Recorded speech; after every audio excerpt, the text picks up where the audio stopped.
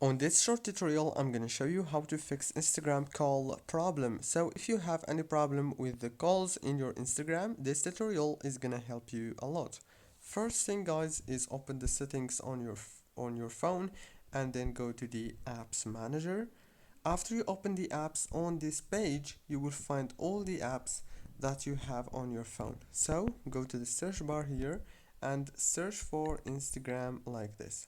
After you find it, you have to click on it like this. And now click on this force stop as you can see, and then click on the storage. Wait a few seconds, it will start computing the data number.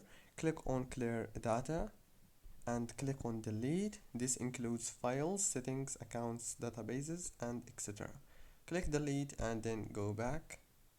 Click on the permissions and make sure that the phone permission is enabled and also the microphone.